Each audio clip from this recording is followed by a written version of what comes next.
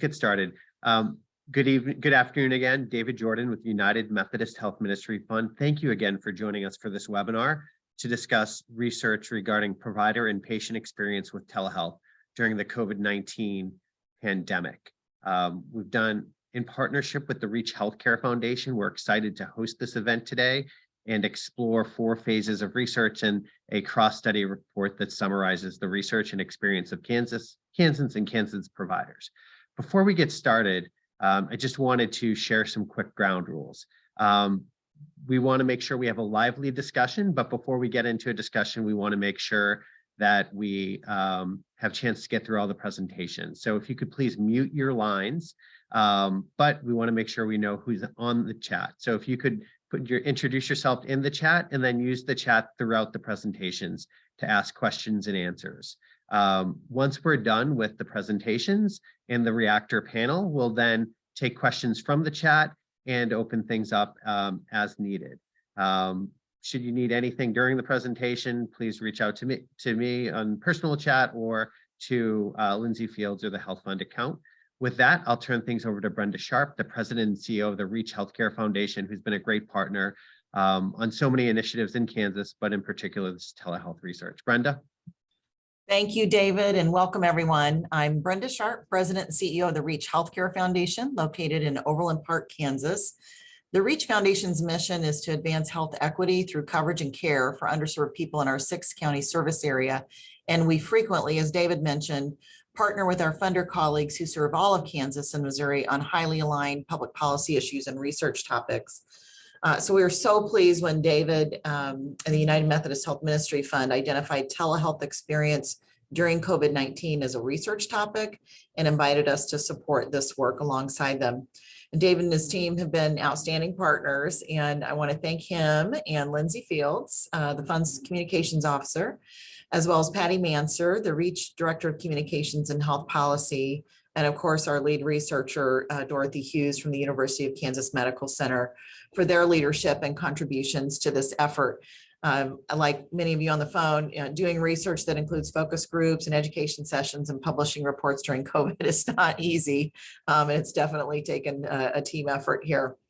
A key strategy of the Reach Foundation's community investment framework is to support timely research to inform public policy and community action to improve population health. And this opportunity really represented a perfect fit for that strategy.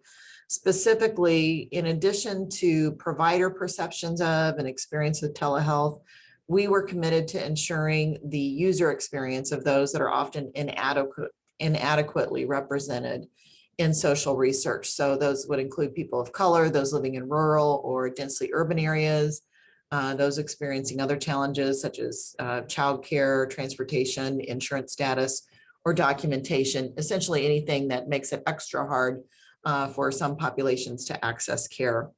So we'll begin the program today with the presentation of the study by Dr. Dorothy Hughes, Assistant Professor of Population Health at the University of Kansas University of Kansas School of Medicine.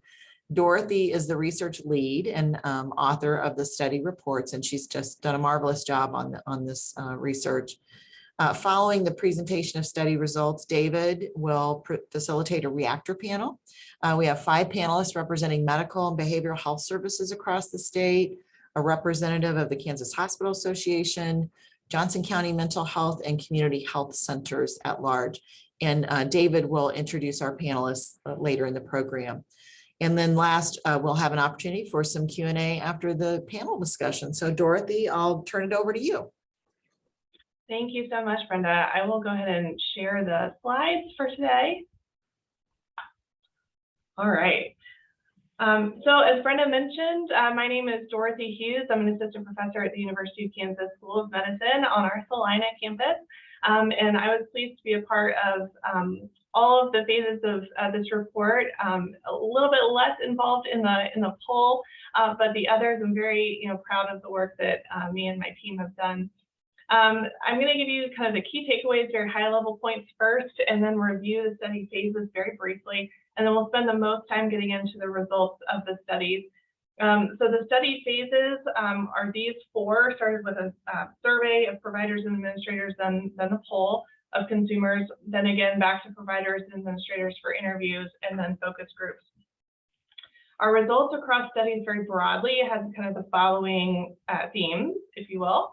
Patient access to care, barriers to care experienced by both patients and providers, and then patient-specific barriers, provider-specific barriers, and then looking into the future.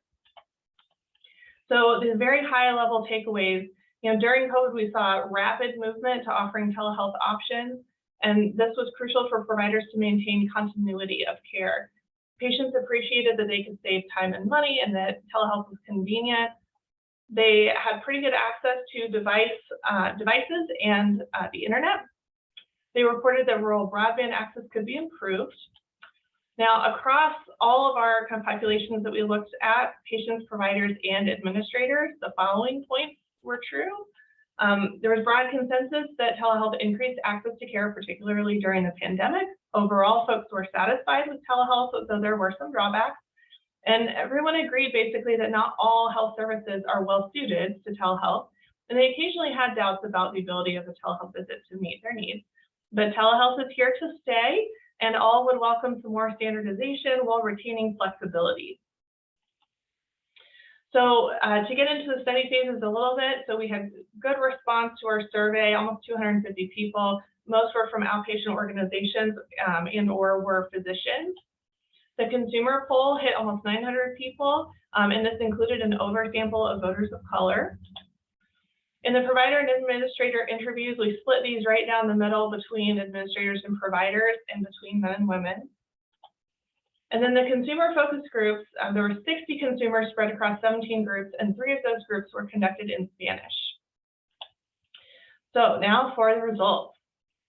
So this depicts the topics explored and themes determined across the 4 phases of the study. So you'll notice we started in phase 1 looking really at utilization, reimbursement, payment parity, patient experiences, and workforce issues very broadly. And then in the poll, we kind of branched out a little bit and talked about quality and access both, a little bit more about experiences and opinions, and then getting into more detail about technology use and broadband.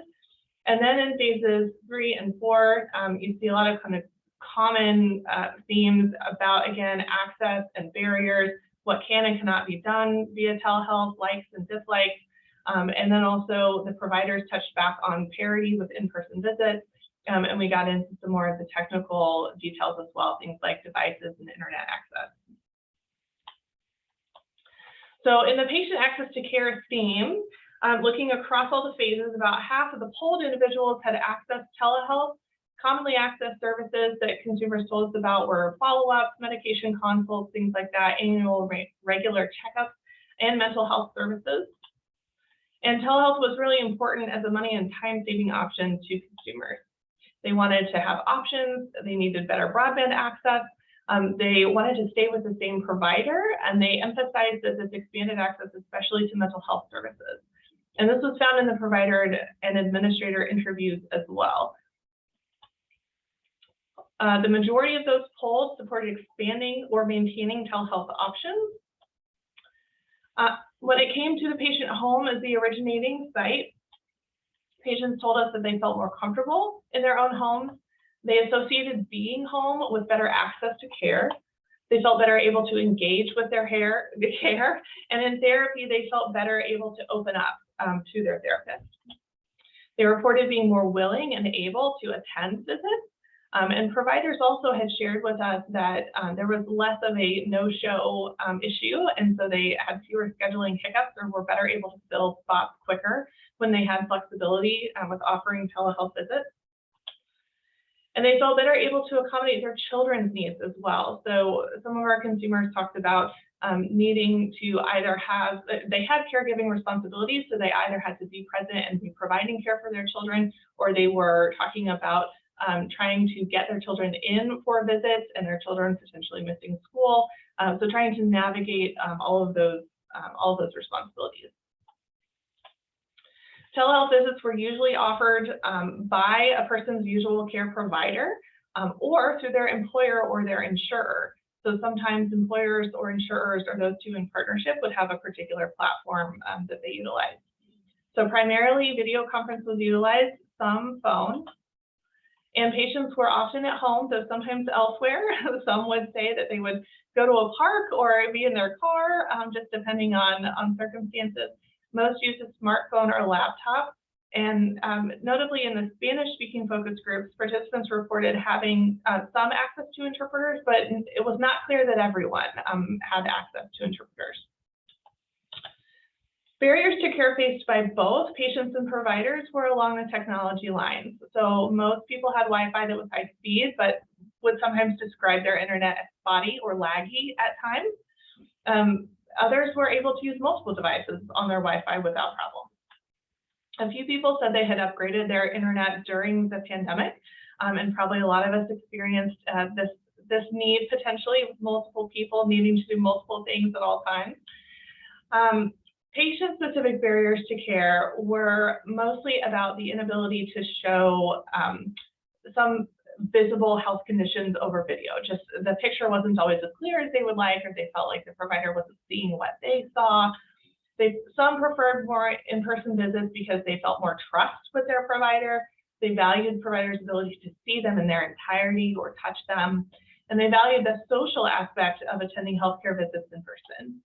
Some had negative experiences with telehealth, such as providers who were distracted or not paying close attention, or there were frustrating technical difficulties that just were a deterrent from using any telehealth platform. A few more points along these lines. Patients noted, telehealth can't do everything, so sometimes they needed to go in person anyway, and then they kind of felt like there was this duplicate visit. They had done telehealth and then also been told to go in person.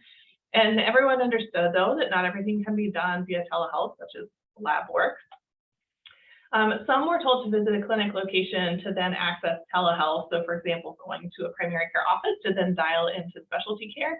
And some people found that frustrating, and they felt like, well, if I'm just going to go there and dial in, why can't I dial in from home?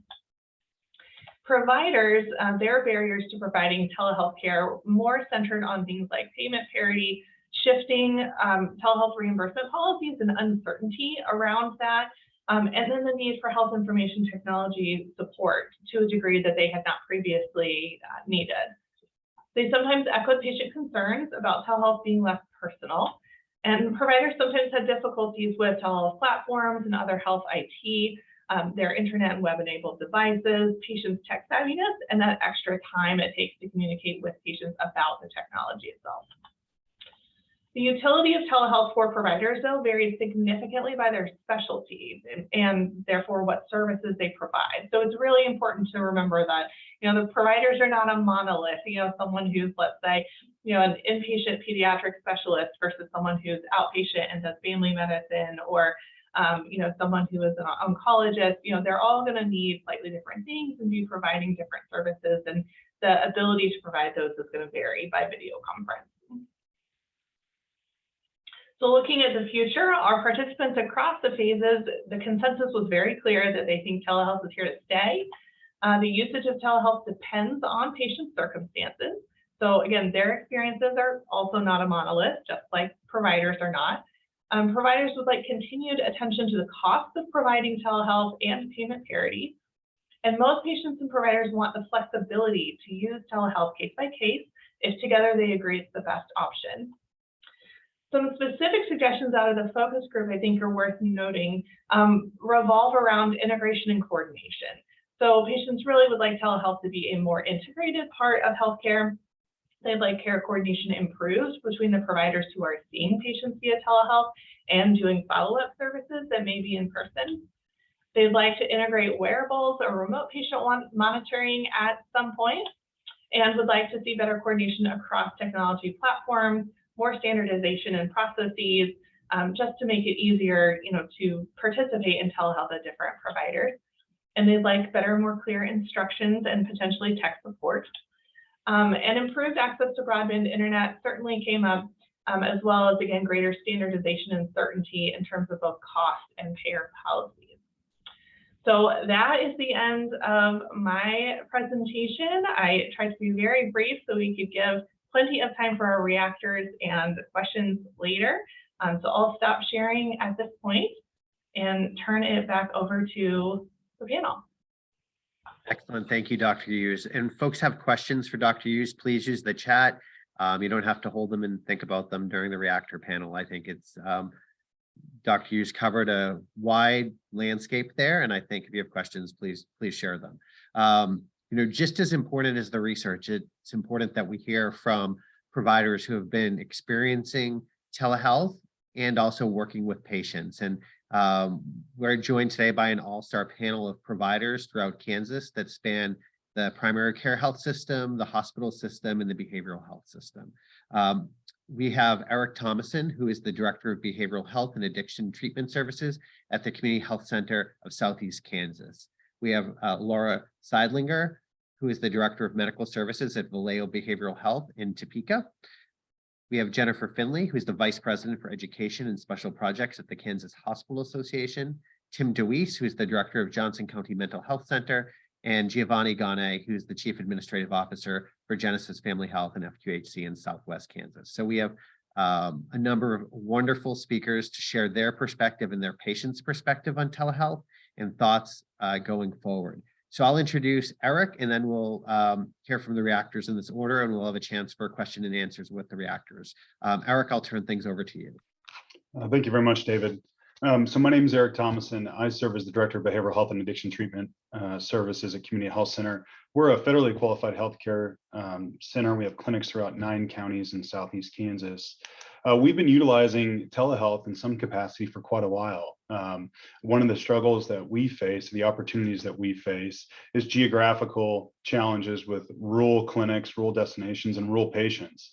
And so it's been difficult for us to get equitable healthcare out to a lot of these folks. And so we've depended on technology to help support that. Dr. Hughes, it's always outstanding when you get an opportunity for research and clinical practice to align so well. What we found by polling our patients and working within our organizations, very similar ideas, concerns, opportunities for improvement. A lot of our patients, especially in the behavioral health and addiction treatment world, really appreciated the opportunity of availability to see their providers. Because we really struggle with transportation in rural Kansas. And so the ability to hop on their laptop or their iPhone or what have you to access their clinician for meaningful care is wonderful. We've also seen some of the challenges, right? Broadband internet. We put a big focus on social determinants of healthcare within our organization. So we talk about food, we talk about housing, safety, broadband internet. I think that may be something that we look at moving forward that is a predictor to access to healthcare, because we believe as an organization that telehealth services are here to stay. A lot of us were using them in some capacity before, and we're going to continue to expand upon the services that are offered. One really important component that I see our organization kind of growing towards is the utilization of telehealth capacity or technology to help integrate specialty care within our primary care clinics.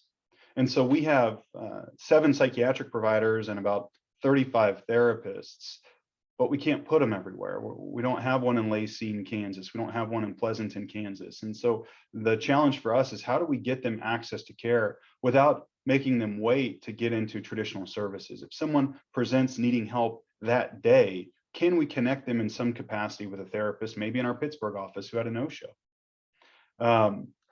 I won't go too long or in depth, but I agree. I think telehealth services are here to stay. One of the challenges that we're facing in Kansas is making sure that some of our regulatory and legislative policies catch up to the implementation of behavioral health services and other addiction services. I mean, addiction treatment, there's currently not a lot of updated guidelines in regards to, hey, can you have an addictions counselor practice from home and see a patient that may be, 100 miles away? And so the challenge for us is, we're a large organization, we cover a large area. And I think one of the opportunities moving forward is to share research like this and to emphasize that, man, there's an opportunity here. Let's catch some legislative policies up to make sure that Kansans get access to healthcare.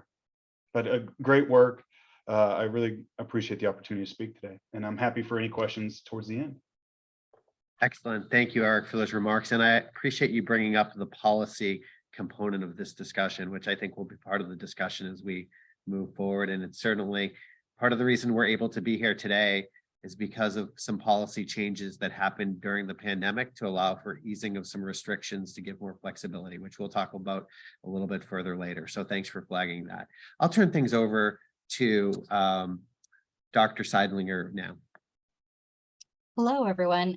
As David mentioned earlier, I am the Director of Medical Services at Vallejo Behavioral Healthcare, which is the Community Mental Health Center in Topeka, Kansas. We are the 4th largest mental health center in the state of Kansas, and our agency only serves adults. However, we are very well partnered with the Family Service and Guidance Center that's just a couple of blocks away that serves the children and children's families specifically.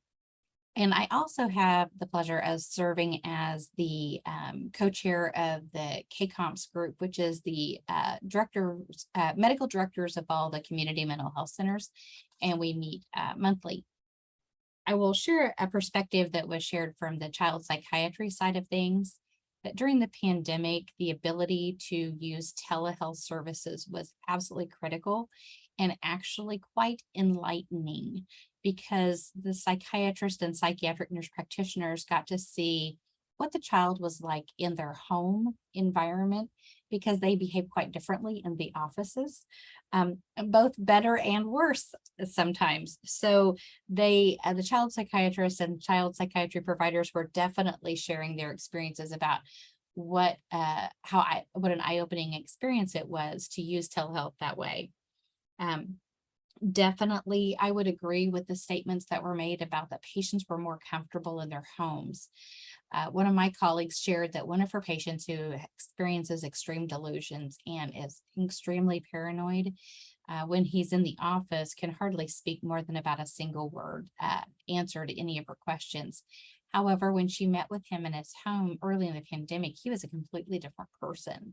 And it was a joy for her to see how he could be in his own environment. So I think that being comfortable in one's environment where they're served is critical. I would agree that not only when you were talking about patients having issues with caregiving in regards to their children, I would also echo that patients also are caring for adults as well. And so not having to try to find someone who can sit with mom while they come in for their appointment was really important. They could find a quiet, comfortable, private place within their home, yet still not have to worry about their charge not getting good care while they were away. And of course, the transportation issue, I can't highlight that enough. As Eric said, the social determinants of health, internet access, I agree with you, Eric. I think that's critical, but transportation has always been a huge barrier for getting patients in for care. And as soon as we eliminated that barrier by being able to do telephone and telehealth appointments, our show rates went up. I feel like the patients did better. And frankly, with our severely persistently mentally ill patients, during the pandemic, they did quite well because they're kind of used to being on their own. And so when we were in the safer at home orders early in the pandemic and they had to stay put, they were fine. It was more my social butterflies that decompensated. So the other thing I'd like to share that I thought was really important, because early in the pandemic when we had schools closing, our clinicians also needed the flexibility to be able to work from home. And so that has actually transformed our work environment, because we realize that not everybody has to be in their office every day. Now, there are times we do need people in the office because we need staff meetings or we have trainings that we need to do, but we can accommodate some hybrid schedules and work from home. And I think that's made a real difference in our provider satisfaction with their jobs, because they have the flexibility to be home on certain days. And early in the pandemic, we were able to accommodate needs to work from home to accommodate student schedules as well. I think one of the other things that has come out of all of this is the need for mobile access to care. And so as we all are moving, the community mental health centers are moving towards certified community behavioral health clinics, we will see that we're all going to have some type of a mobile response to kind of meet people in their crises where they are and help them get referred to the appropriate services. And those are the end of my comments. And again, like Eric said, I'll be happy to take questions at the end. Thank you so much, Dr. Seiglinger. As we talked about policy, you raised a number of issues that really equate to policy. The ability of patients to access telehealth in their home was a flexibility. The ability of providers to provide care from their home was a flexibility. The ability to have flexibility with devices was a policy, flexibility around privacy, and even for behavioral health services, which I'm sure we'll get into a little bit more, the ability to do televisits versus digital visits. So a number of policy considerations need to be discussed in order to maintain this access. So I appreciate you flagging some of those and how it's benefited your patients and providers. Jennifer, I'll turn things over to you. Thanks, David. Good afternoon, everyone. As David said, I'm Jennifer Finley with the Kansas Hospital Association.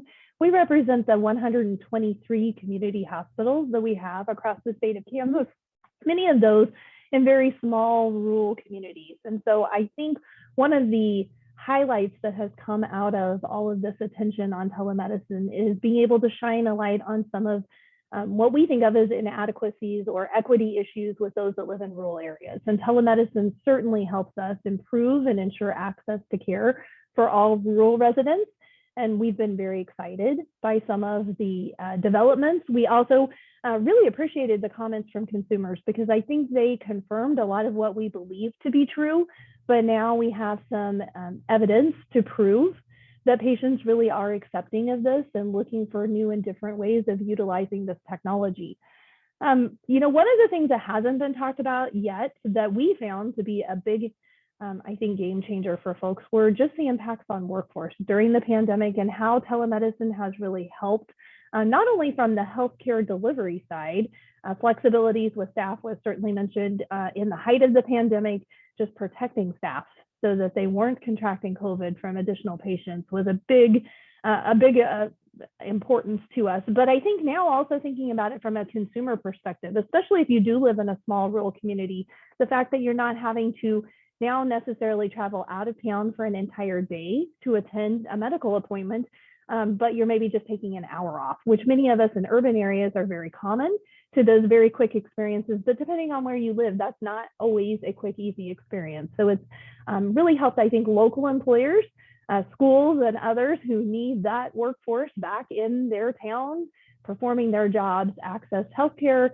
but also perform their jobs in a more efficient way. If you also think about the changing nature of many of our small rural communities, we have a lot of elderly folks living in our small rural areas. And for them, traveling out of town can be a big challenge due to lack of transportation, the inability to personally take themselves there. Now you're asking family members to come and transport them to an appointment. This can become a big barrier. And what we're finding is oftentimes they just don't seek the care they need because it's just too hard. So telemedicine has again provided them with an option to keep in contact with their care providers. One of the things that our hospitals are also using a lot for telemedicine purposes is coverage within their ER and additional support within the ER. And that's been a game changer for many. It's really enabled them to focus on taking care of the patient that presents while having some additional support to help with, say, maybe keeping track of information that needs to go into the medical record or arranging for a transport to the next level of care in a crisis situation. So it's really helped expand their workforce capabilities within that small ER. And it's also become a real attractor. We've heard nurse practitioners and others say that they wouldn't consider working in small rural hospitals that don't have access to that kind of additional telemedicine ER support. So we think that's really helping us maybe attract some new workers and compete better with maybe other parts of the country. The other thing that I think I was really excited about was to hear consumers' interest in the future of telemedicine and things like wearables and managing chronic conditions and additional ways that we can use technology to improve the overall health of patients. And we certainly have always been interested in that. We want to see how that grows. Hand in hand with that also goes making sure that we have payment policies that support the use of those kinds of activities. So we were pleased that CMS responded so quickly with some of the flexibilities that they had, as well as Medicaid at the state level to allow us to provide telemedicine services. We want to make sure that those continue even after the public health emergency ends. So we're watching that very closely. I think we still have some work at the state level to do with some of our private payers to make sure that they're providing an equal playing field for those telemedicine services to be provided, and to think globally about those things that we can do at a state level to support all patients who want to access telemedicine, like broadband connectivity and some of those other areas. So we're excited about the future, want to come to the table and work with others to ensure this continues to be an option for everyone. Thank you, Jennifer. And I'm glad you touched on the payment issue. We know that oftentimes practice follows payment. While not ideal, the reality, and we saw a lot more uptick in the ability to offer telehealth services with payment being on par with in-person visits because the costs remain the same. I'll turn things over to Tim DeWeese with Johnson County Mental Health Services. Well, thank you, David. Again, my name is Tim DeWeese with Johnson County Mental Health Services, and we are the Community Mental Health Center for Johnson County, Kansas. Are also one of 6 CCBHCs now here in the state of Kansas. And from our perspective, we would totally agree that telehealth is here to stay. I think it's no doubt that it has improved access to care across the board. I do believe that it varies by service, whether you're talking about crisis care or improvement to access within the emergency room or emergency services to more routine care. But I do believe that overall it improves the access of care. I think from our standpoint as a behavioral health provider, we really see this as an opportunity to supplement and enhance our community-based services. And so while we believe that we'll continue to need to see people in the community, in their homes, where they work, where they live and play, that telehealth will also allow us then to be able to provide more intensive services at time by supplementing that care through telehealth. I do also think there are a couple things that we probably need to more efficiently define so that when we speak of telehealth, to be more clear about, are we talking about televideo versus telephone? Because I think that can vary depending upon the services that you provide or the client situation. And I also think that the other thing that we noticed even within our more urban setting is that ability to have access to care or to access to broadband and it be plausible that people have access to the types of technology that are needed, whether that be smartphones or iPads or whatever it might be. And if they do, then being able to ensure that they have the access to the broadband capability to be able to connect with the providers that are supplementing services with telehealth. I think that all the way around, again, we've had a positive experience. I think that that the pandemic certainly forced many of us in a direction that we felt like we may be going eventually, but it actually made us move a little quicker in developing those tools that ultimately will allow us to be able to provide better and more intensive services to all of our clients. And I'll be happy to answer any questions afterwards. Excellent. Thanks, Tim. And folks have questions, start thinking about them and putting them in the chat. Tim, I love the point that you made about just how the crisis drove us to act a little quicker. I mean, necessity is the mother of all invention in many ways. So we were forced to figure out telehealth in a way, and now how can we make sure we maintain what was good and build upon and improve services for folks. With that, I'll turn things over to Giovanni Gane from Genesis Family Health in Southwest Kansas. Yes, good afternoon, everyone. Can everybody hear me? And I'm not sure why my picture's not there in the big screen, but my name is Giovanni Gone. I am the Chief Administrative Officer for Genesis Family Health. And Genesis Family Health is a federal qualified health center in southwestern part of Kansas. We currently have 4 clinics and they all all are kind of spread out in the corner between the Oklahoma border and the Colorado border. And so we do have a lot of patients that come to the state to seek services. Now, for us, telehealth has been, as all the reactors have mentioned, has been a blessing. But we've also encountered some barriers to that. One of those that Eric touched, on was the broadband connection. We still have a lot of parts within our state that don't get connection very well, and many of our patients get very frustrated with that process, and they usually give up. And so it is kind of hard to assist them whenever there's not that reliable connection when they're trying to connect or talk to their provider. One of the greatest things, though, that have happened because of telehealth is the transportation and the access to care. Because we live in a very rural, and some of our cities are very secluded. So in this part of Western Kansas, we have families that are migrant, we have families that are immigrants, and we have families that are refugees.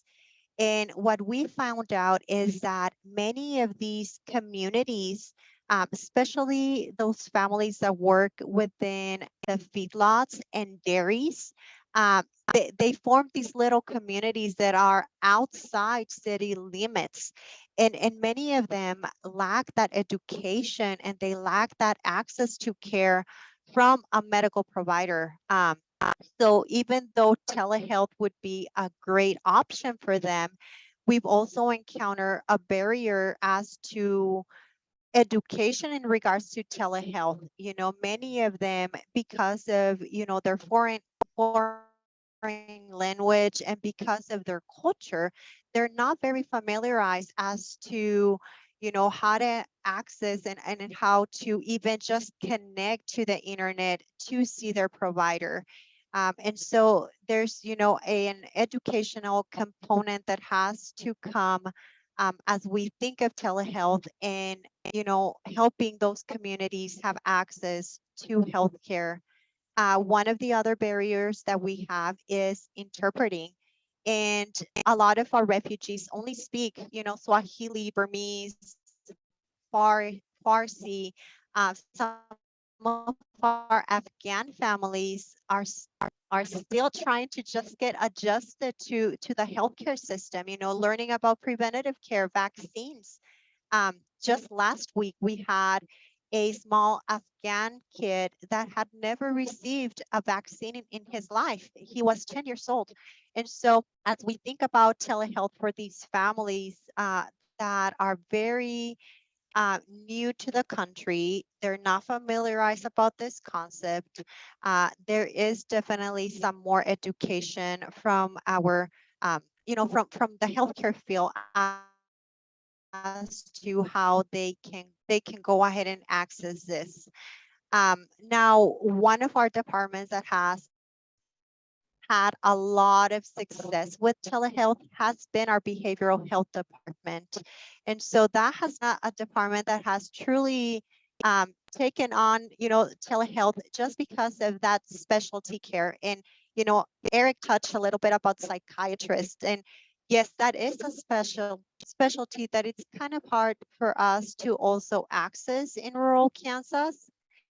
And lately, we have expanded our behavioral health services to some of the local community colleges and some of the local schools. And so as our therapists go into the colleges to see college students or, students from high school, elementary, and they identify, a crisis, or they identify that maybe this student needs an intervention with medication, it's just so great to be able to connect them via telehealth with a psychiatrist and be able to, make sure that those needs that the patient has are being met.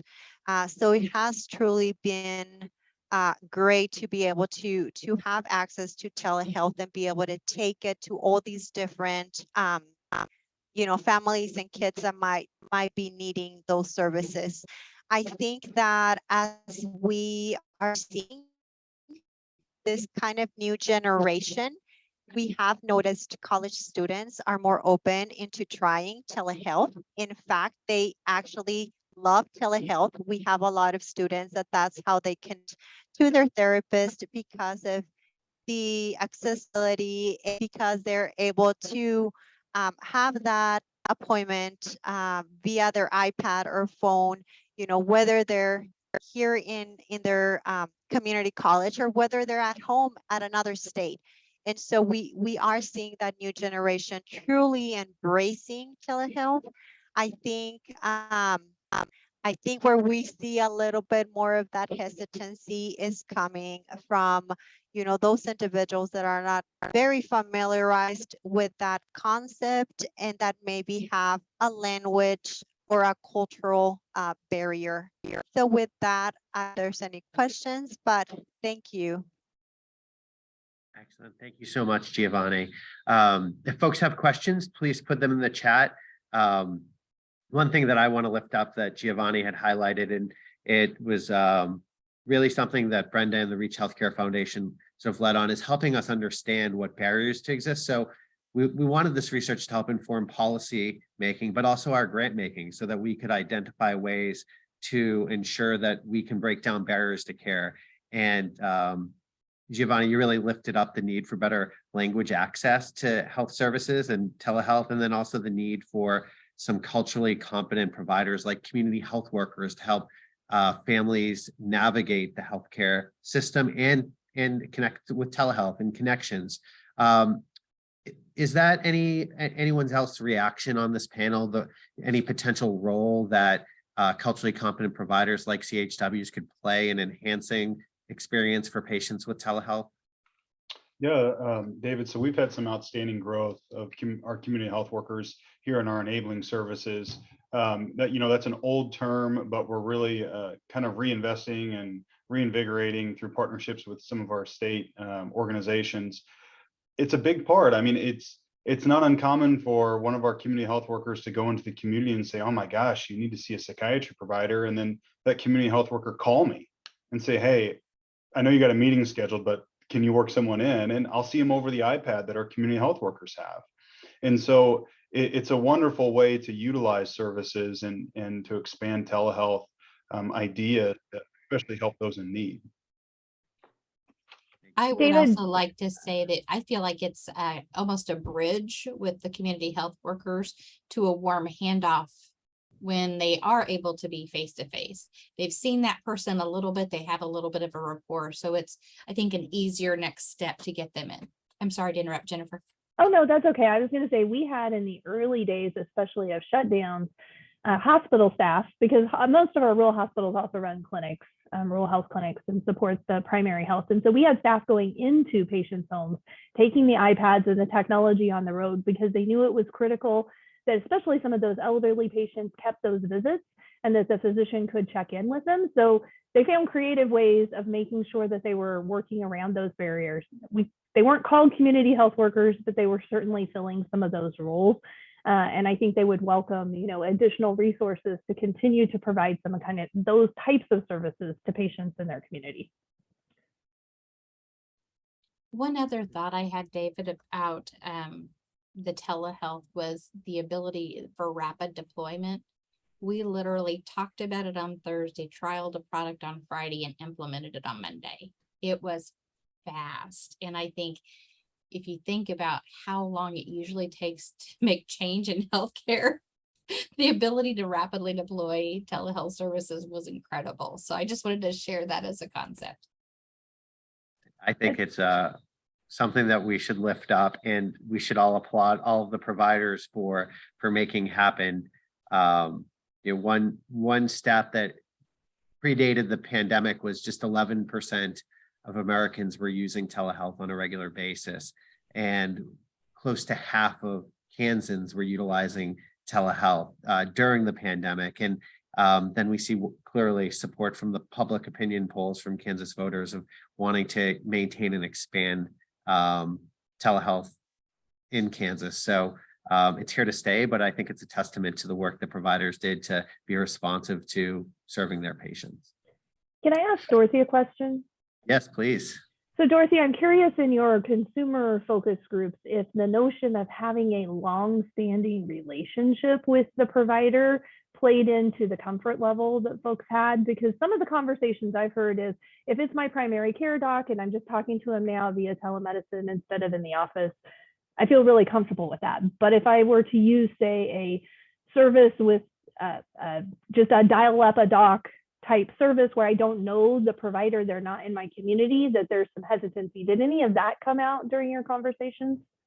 Yeah, so in the focus groups, we definitely had consumers who had those different experiences. I would say the vast majority were utilizing telehealth with a usual provider, so someone they had known in person and had seen in person before.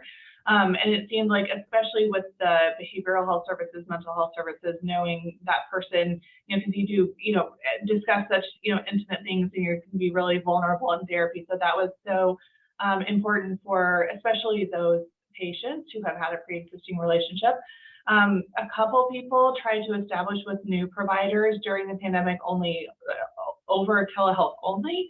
And I mean, they didn't necessarily speak negatively about those experiences. They were just different than those who had established relationships.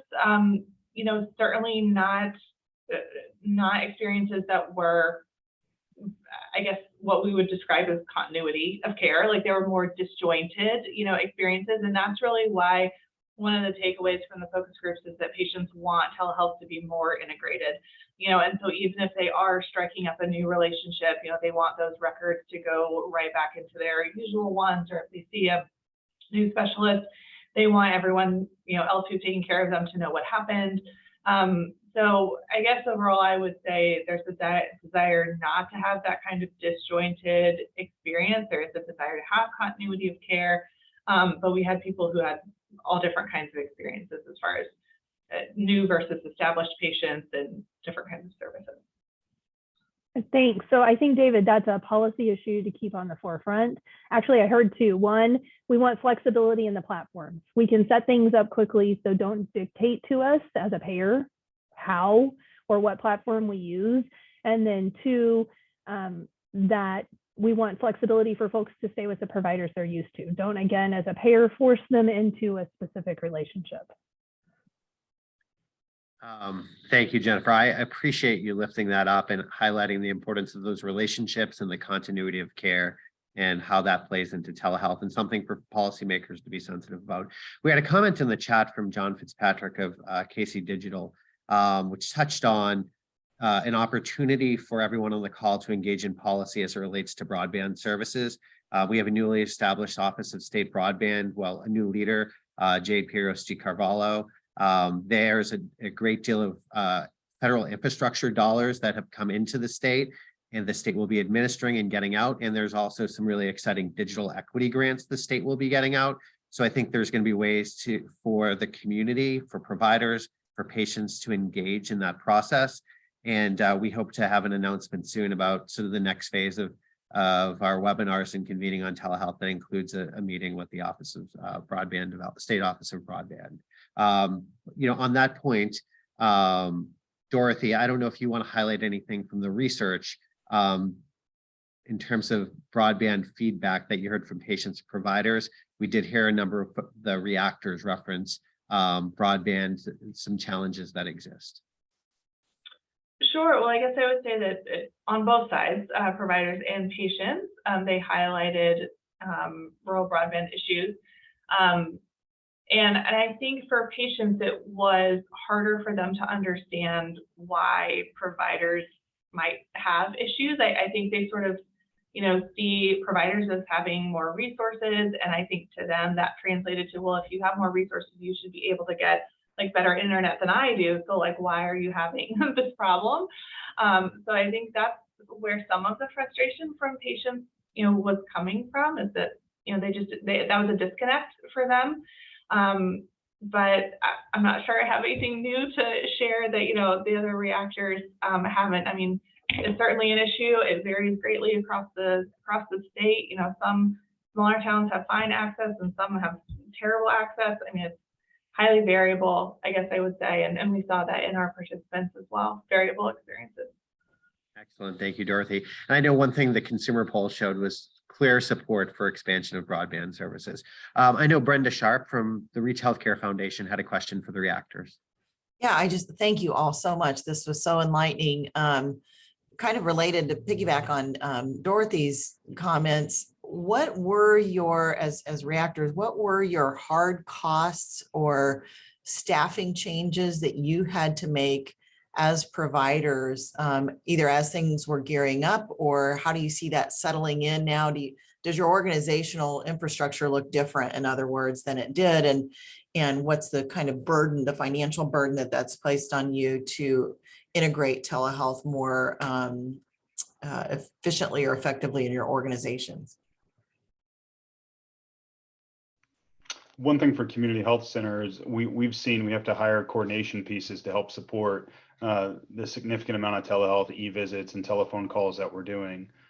We've also invested in our data analytics group to specifically look at the amount of completed appointments that we have in alternative platforms. So when you think about the early parts of COVID and a lot of the isolation that was taking place, we saw about a 60 to 70% reduction in primary care services that were offered.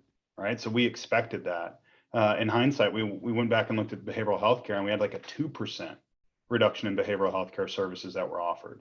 But we also know rainy days, stormy days, those types of things, we weren't seeing a whole lot of patients. Now, those are some of our busiest days because people are in their home.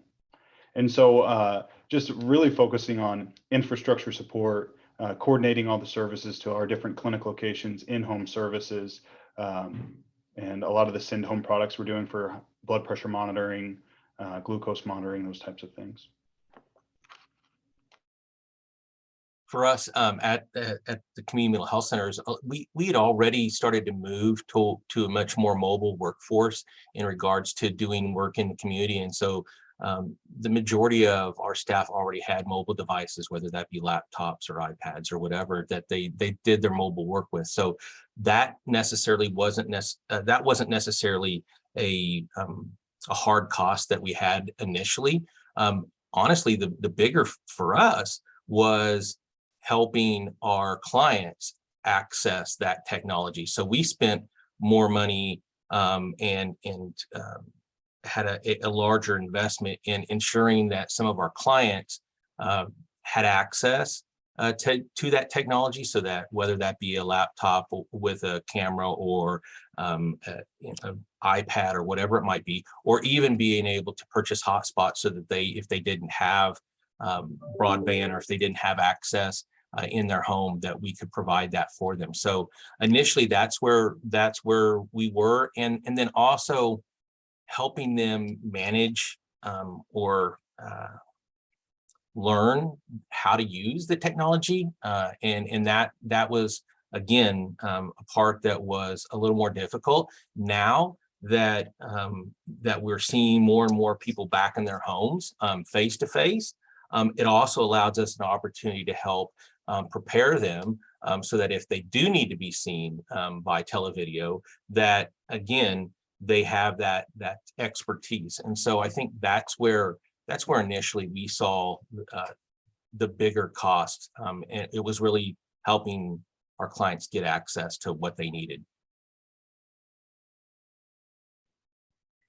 I think for our folks, they're integrating telemedicine into the other activities they do. So they're not strictly a telemedicine physician. They're maybe doing 3 in-person visits, and then they have a telemedicine visit, and then they go back to some in-person visits. So for them, it's a recognition of the fact that they're spending the same amount of time with the patient as they would in person, and it's in their workflow. So that payment parity piece is really, I think, been the biggest cost for them. Again, they had lots of technology, computers and things in advance, but I think what keeps them at the table is knowing that they will get paid the same whether they're seeing that patient via the web or in person, because it makes it then worth their it's an incentive to continue to provide this kind of a service and making it accessible for those that really can't travel. I do know a couple of our hospitals did invest in iPads and other kinds of things that they could give to patients who were struggling to have access to make sure that they had access to that. So I do think there's probably some funding streams out there based on income for some simple equipment that would make it easier for disadvantaged populations to take advantage of telemedicine.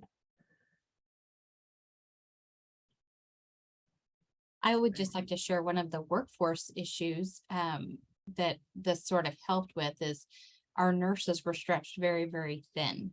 And we didn't have a lot of nurses in the clinic at times because of their own childcare needs and schools being closed.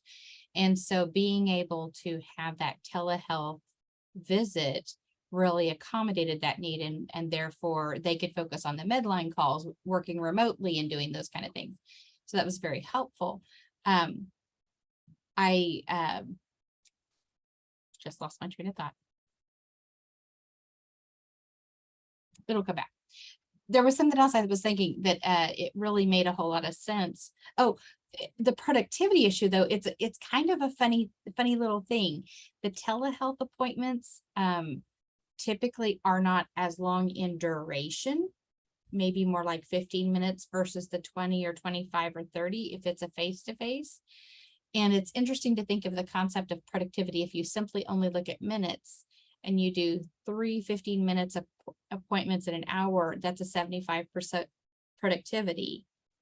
And if you do 2 30-minute face-to-faces in an hour, that's considered 100% productivity, but you only saw 2 patients when the other one saw 3.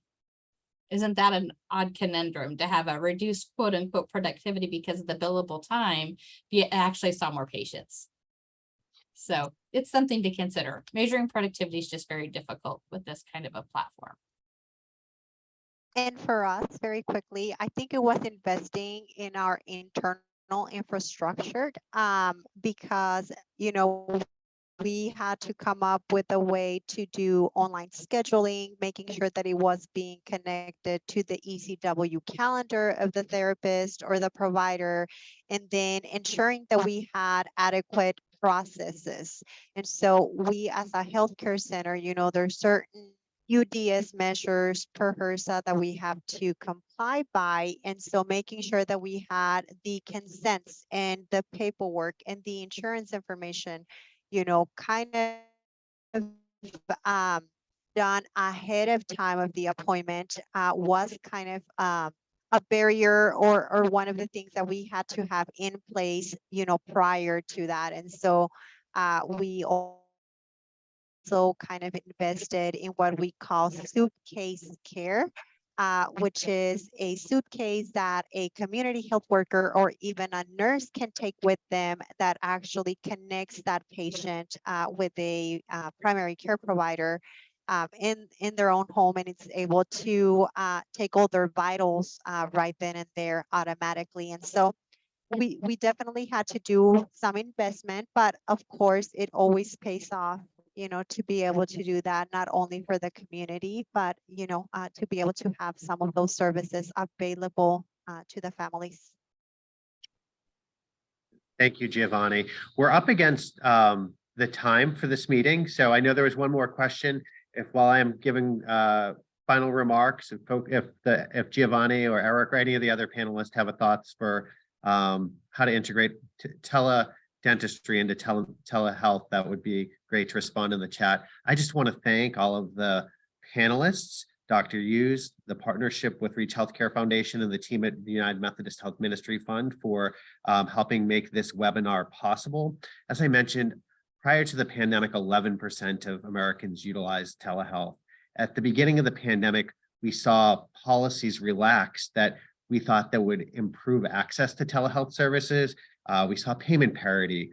We saw the ability to access telehealth via your house versus having to travel to a remote office, the ability of providers to have more flexibility where they provide services, the ability to utilize your own devices, the ability to utilize telephone if there isn't broadband or if it made more sense for behavioral health.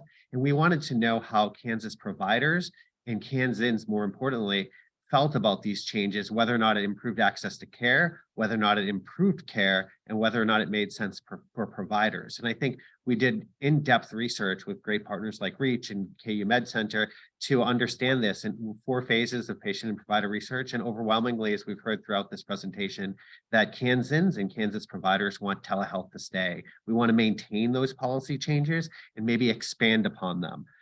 We anticipate policies at the federal level to continue. A bill passed the House. Now it's waiting in the Senate for action to continue the flexibilities that CMS put in place that allowed Medicaid at the state level to make some of these changes to continue until 2024. So actions needed at the federal level, but at the state level, we do need to take advantage of how we can maintain some of these flexibilities. And Jennifer referenced how it impacts not just public payers like Medicaid, but private payers like Blue Cross Blue Shield.